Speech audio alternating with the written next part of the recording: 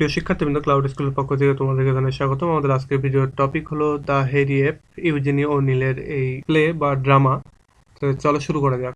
আচ্ছা, এইটা একটি মডার্ন ট্র্যাজেডি বলা যেতে পারে, এবং এইখানে আমরা দেখতে পাবো যে এখানকার মেইন যে ক্যারেক্টার, তার যে করুণ পরিণতি সেটা। এবং এটা আমরা চলো দেখি, সামনের দিকে আগাই, তাহলে আমরা বুঝতে পারবো আসলে এখানে কি রয়েছে। দেখো, শুরুতেই আমরা এই ড্রামা সম্পর্কে বা এই প্লে সম্পর্কে একটু তথ্য নেই। সেটা হচ্ছে দ্য হেরি app is a 1922 expressionist play by American playwright Eugene O'Neill. বলা হচ্ছে যে এই হেয়ারি অ্যাপটা 1922 সালের একটা এক্সপ্রেশনিস্ট প্লে, যেটা আমেরিকান রাইটার ইউজিনি ওনিল লিখেছেন। এখানে এক্সপ্রেশনিস্ট প্লে বলতে বা এক্সপ্রেশনিস্ট রাইটিং যেগুলো, সেগুলোতে সাধারণত যে কাজটা করা হয় যে মানুষের ফিজিক্যাল অ্যাপিয়ারেন্সকে এমফ্যাসাইজ করার বদলে মানুষের যে ইমোশন, সেই ইমোশনটাকে এক্সপ্রেস করাটাকে এমফ্যাসাইজ করে।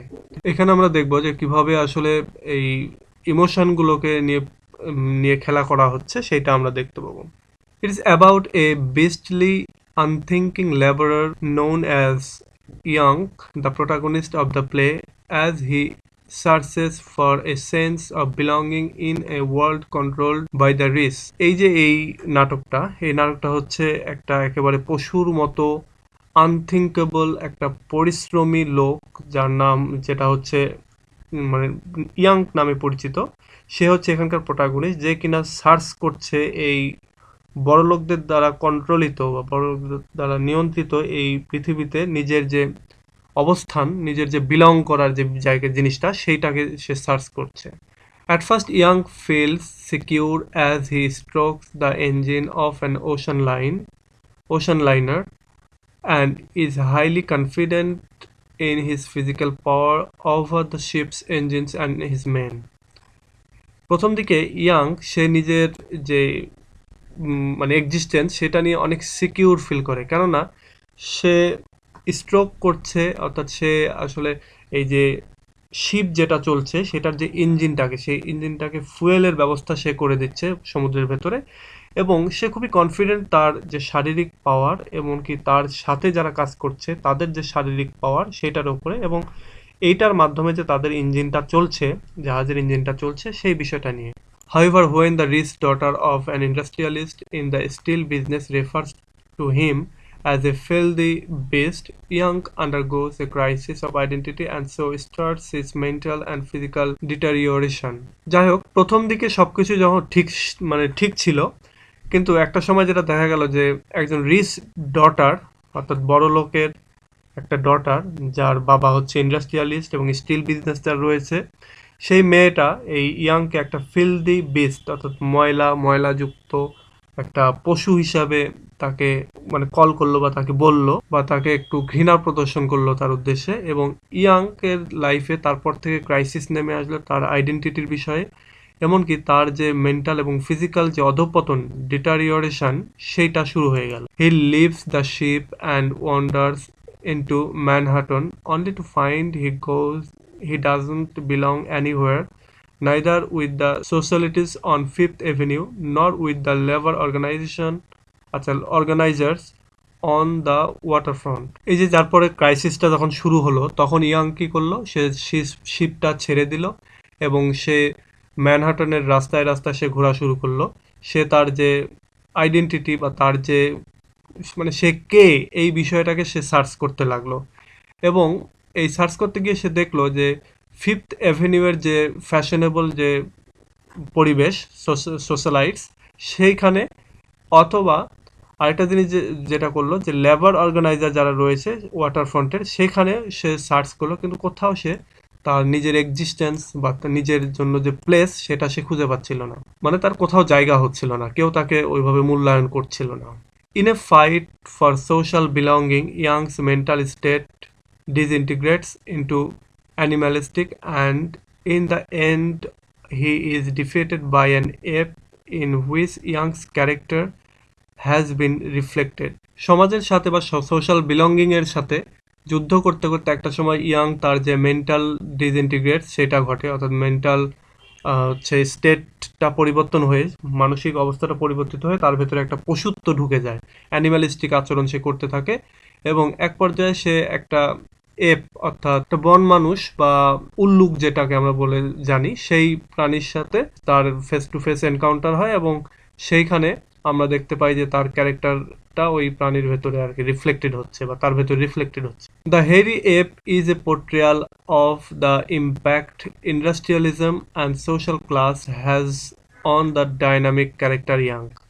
এই যে হেরি এপ যেই প্লে যেটা আমরা পড়ছি এটা হচ্ছে, এটার ভেতরে তো মূলত ইন্ডাস্ট্রিয়ালাইজেশনের যে ইম্প্যাক্ট এবং সোশ্যালে বা সমাজের ভেতরে যে ক্লাস সিস্টেমের যে ইম্প্যাক্টটা সেটা আমরা দেখতে পাই এই ইয়াংকের যে ডাইনামিক ক্যারেক্টার, এই ক্যারেক্টারের পরিণতির মধ্য দিয়ে। সো এই হচ্ছে এখানকার যে একটু তথ্য সেটা। এবার আমরা এই থিম সম্পর্কে জানবো।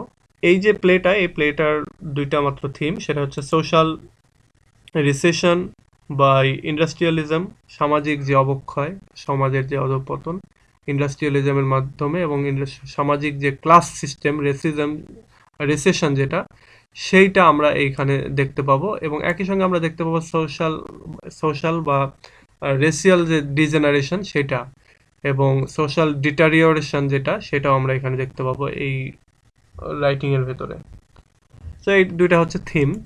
এবার আমরা দেখবো এইটার যে ক্যারেক্টারগুলো, সেই ক্যারেক্টারগুলো নিয়ে একটু আলোচনা করব। দেখো, প্রথম যে ক্যারেক্টার এবং মেইন যে ক্যারেক্টার সেটা হচ্ছে বব স্মিথ, যাকে ইয়াংক বলেও ডাকা হচ্ছে। এর সম্পর্কে যেটা বলা হচ্ছে যে man who works on a ship, সে একটা জাহাজে কাজ করে। He is a leader among the other worker, সে অন্যান্য ওয়ার্কারদের মধ্যে সে একজন leader. And finds himself rebelling against the authoritarian upper class he feels doesn't appreciate his hard work. আচ্ছা, সে একটা সময় তার নিজেকে দেখতে পায় যে সে আসলে ওপরের শ্রেণীর যে লোক যারা অথরিটি, তাদের বা কর্তৃপক্ষ, তাদের সাথে সে একটা দ্বন্দ্বে জড়িয়ে যায় বা তাদেরকে সে প্রতিদ্বন্দ্বী ভাবতে থাকে। এবং এটা ভাবার কারণ হচ্ছে সে আসলে তাদের কাছ থেকে কোনো ধরনের অ্যাপ্রিসিয়েশন পাচ্ছিল না তার যে হার্ডওয়ার্ক, সেই হার্ডওয়ার্কের কারণে।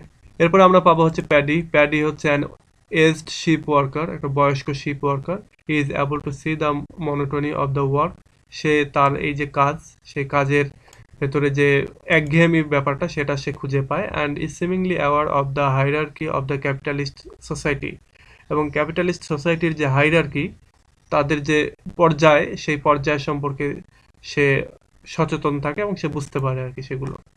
He could be seen as সিম্বলাইজিং the voice of reason and disappears midway through the play as Young begins his rebellious quest. আমরা তাকে দেখতে পাই এখানে যে সে ভয়েস অফ রিজনকে সিম্বলাইজ করছে, সে যৌক্তিক বিষয়গুলো সেগুলো সেখানে উপস্থাপন করছে। এবং এই নাটকের যে মিডওয়ে, সেই মিডওয়েতে আমরা সেখানে মানে তারপরে আর তাকে দেখা যায় না। এবং তখন আসলে ইয়াংকের যে রেভেলাস কুইস্টগুলো সেগুলোই আসলে উপস্থাপিত বেশি হয় এই নাটকে। এরপরে রয়েছে লং। লং নামে আরেকটা character, another ship worker who accompanies Yank to Fifth Avenue. এই লং হচ্ছে আরেকজন শিপ ওয়ার্কার যে ইয়াংকের সাথে ফিফথ এভিনিউতে যায়, where he initial act of rebelling against the upper class takes place. যেখানে এই ইয়াংকের হচ্ছে ইনিশিয়াল বা প্রাথমিক যে বিরুদ্ধাচারণ এই আপার ক্লাসদের বিপক্ষে, সেটা সংঘটিত হয়। অর্থাৎ এভিনিউতে, ফিফথ এভিনিউতে, যেখানে ইয়াং প্রথম বিরোধিতা করে এই আপার ক্লাসের এগেনিস্টে, সেই জায়গায় এই লং তার সঙ্গে যায়। এরপর রয়েছে Mildred Douglas, a young wealthy socialite who faints at the sight of Yank working in the ship. এই মিলড্রেড ডগলাস হচ্ছে একজন ইয়াং এবং সম্পদশালী ফ্যাশনেবল মেয়ে, যে কিনা অজ্ঞান হয়ে যায় বা ফেন্ট হয়ে যায় এই ইয়াংকে শিপের ভেতরে কাজ করতে দেখে। Terrified of his behavior and appearance, she calls him a field beast, inciting his rebellion against the upper class. এবং সে ভয় পেয়ে যায় এই ইয়াংকের বিহেভিয়ার এবং তার যে চেহারা সেটা দেখে, এবং সে তাকে ফিল দি বিস্ট বলে আখ্যায়িত করে।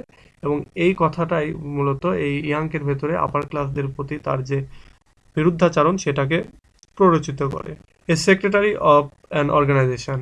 এরপরে আমরা যেটা দেখতে পাই যে একজন সেক্রেটারি যে work in a labour union and dismisses Yank's ideas of violent rebellion in favor of peaceful strikes and the passing out of the pamphlet. এই সেক্রেটারি হচ্ছে ইয়াংকের যে একটা আইডিয়া বিরুদ্ধাচরণ করা বা বিদ্রোহ করা, এই in favour of peaceful strike এবং প্যাম্পলেট পাস করার এগেনস্ট মানে পক্ষে, সেই আইডিয়াটাকে আসলে সে ভায়োলেট করে বা সে সেটাকে নষ্ট করে দেয়, নস্যাৎ করে।